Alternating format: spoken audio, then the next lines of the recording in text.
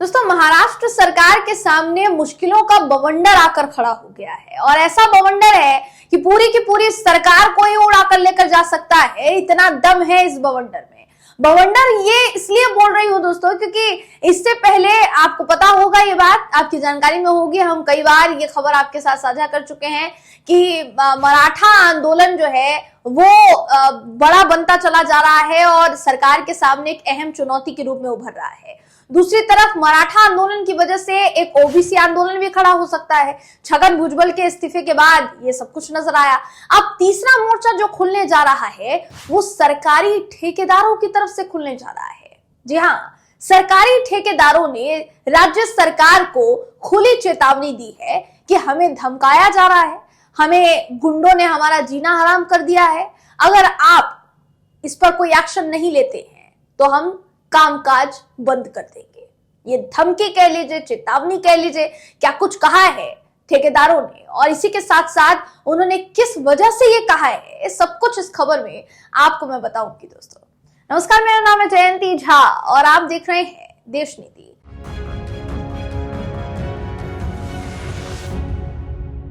देश नीति, केवल सच्ची और पक्की खबरें। दोस्तों, जब से एकनाथ शिंदे महाराष्ट्र के मुख्यमंत्री बने हैं, एक भी दिन ऐसा नहीं गया होगा जब महाराष्ट्र में कोई उठापटक ना हुई हो, जब महाराष्ट्र में सरकार के सामने कोई चुनौती ना आई हो या सरकार के सामने विरोध खड़ा ना हुआ हो। एक भी दिन ऐसा नहीं बीता होगा और अब ऐसा लग रहा है कि जैसे जैसे चुनाव नजदीक आ रहे हैं ये विरोध प्रदर्शन, ये चुनौतियां और बढ़ती चली जा रही है। हालांकि ये कोई अच्छी संकेत नहीं है, ये खतरे की घंटी है महाराष्ट्र सरकार के लिए। जो खबर मैं आपको बताने जा रही हूं, अगर उस पर ध्यान नहीं दिया महाराष्ट्र की सरकार ने तो हो सकता है दोस्तों कि तीसरी तरफ से खुलने वाला ये मोर्चा पूरी की पूरी सरकार को ही ढहा ले जाए। खबर क्या है बताती हूँ आपको। आपकी स्क्रीन पर इस वक्त वो खबर दिखा रही हूँ जिसका कहना है कि राजनीतिक प्रतिद्वंद्विता से उत्पन्न धमकियों, जबरन वसूली के फोन, गुंडागर्दी से सुरक्षा की मांग करते हुए अलग अलग विकासात्मक परियोजनाओं में लगे राज्य सरकार द्वारा अनुमोदित ठेकेदारों और इंजीनियर्स के दो संगठनों ने महाराष्ट्र के मुख्यमंत्री और दो उप मुख्यमंत्री को एक संयुक्त पत्र लिखकर कार्यस्थलों पर अपनी सुरक्षा के लिए कानून बनाने की मांग की है। इसी के साथ साथ उन्होंने ये धमकी दी है कि अगर उनकी सुरक्षा का इंतजाम नहीं किया जाता है, सुरक्षा के लिए कोई कदम नहीं उठाया जाता है तो वो फरवरी के अंत में काम छोड़ देंगे। जी हाँ, काम बंद कर देंगे। ये पूरी तरह से बड़ा ऐलान है। सरकारी परियोजनाएं कई होती है दोस्तों, सरकार के प्रोजेक्ट्स कई होते हैं जिसको चुनाव से ठीक पहले करवाया जाता है ताकि चुनाव के वक्त में उसी के नाम पर जनता से वोट वसूले जा सके। क्योंकि विकास का भी एक मुद्दा खड़ा करना है तो चुनाव के ऐन वक्त पर विकास की परियोजनाएं शुरू हो जाती हैं, उस पर काम शुरू हो जाता है। मगर यहाँ तो जिस काम में जो ठेकेदार लगे हुए हैं वही ठेकेदार, वही इंजीनियर्स धमकी दे रहे हैं कि अगर आपने हमारी सुरक्षा नहीं बढ़ाई या सुरक्षा का इंतजाम नहीं किया तो फिर हम काम छोड़ देंगे। अब सबसे जरूरी बात दोस्तों यहाँ ये कि जब भारतीय जनता पार्टी की सरकार किसी राज्य में बनती है, किसी के साथ गठबंधन की ही सरकार क्यों ना बने, वहां तो मंगल राज आ जाता है। जैसे बिहार में अभी आ गया है, इससे पहले जंगल राज था। तो महाराष्ट्र में मंगल राज होने के बावजूद भी ठेकेदारों को, सरकारी ठेकेदारों को गुंडागर्दी उनके साथ कैसे की जा रही है, उनको धमकी कैसे दी जा रही है, फोन पर उनके साथ गुंडागर्दी कैसे की जा रही है, ये सवाल है दोस्तों और ये समझ से परे है। क्योंकि आप देखिए कि जिस भी राज्य में भारतीय जनता पार्टी की सरकार नहीं होती, भाजपा के मुताबिक वहां का कानून जो है, वहां की जो व्यवस्था है, कानून व्यवस्था वो ठीक नहीं होती, चरमराई हुई होती है।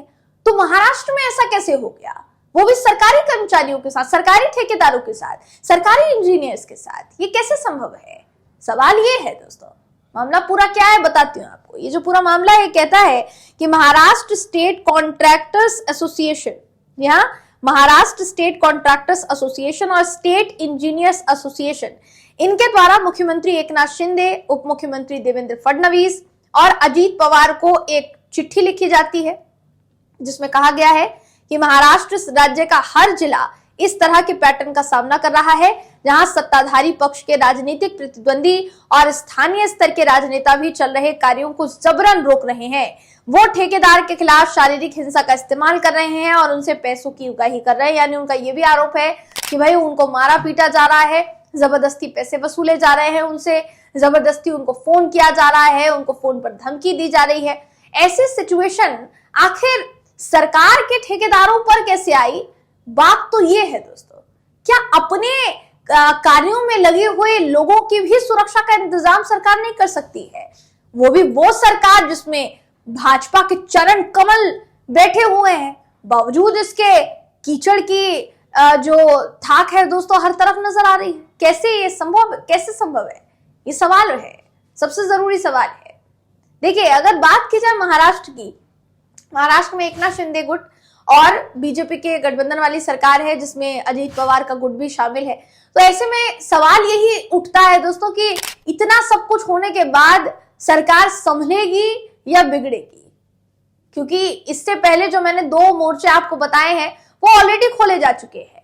छगन भुजबल इस्तीफा दे चुके हैं और इस्तीफा देते हुए क्या कहा था कि भाई मराठा आंदोलन की आड़ में ओबीसी का आरक्षण छीना जा रहा है, उनके आरक्षण से छेड़छाड़ हो रही है, मैं जब तक जिंदा रहूंगा ओबीसी के लिए लड़ता रहूंगा, अभी तक भी लड़ा हूं, आगे भी लड़ूंगा। और ये कहते हुए उन्होंने 2 महीने पहले इस्तीफा दे दिया था, जिस इस्तीफे की बात अब सामने आई है।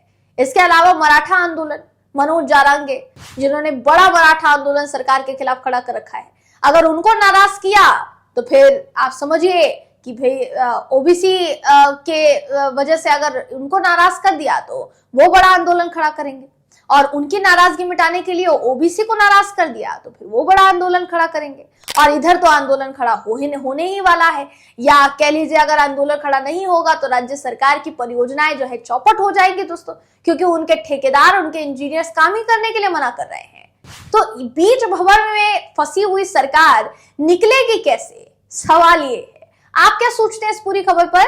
आपकी क्या राय है? कमेंट करके हमें जरूर बताइएगा। अगर आपको ये वीडियो पसंद आया हो दोस्तों तो वीडियो को लाइक कीजिए, शेयर कीजिए, चैनल को सब्सक्राइब करना बिल्कुल भी ना भूलें। फिर मुलाकात होगी आपसे अगली वीडियो में, तब तक के लिए नमस्कार।